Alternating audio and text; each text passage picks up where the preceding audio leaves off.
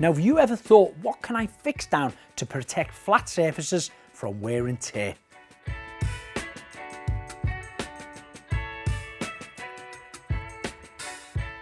There's various types on the market, from flat to patterned. A product that's commonly used is checker plate.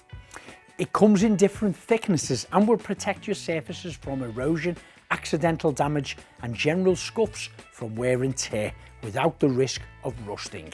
Now, you can drill holes and use screws to fix the protection into place, but this doesn't always look good, so we prefer the more aesthetic approach of using a glue such as 3C Max Bond to stick the plate or the edgings down.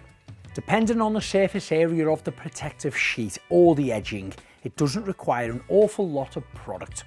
It's an effective method of joining with great initial grab and unmatching final bond strength.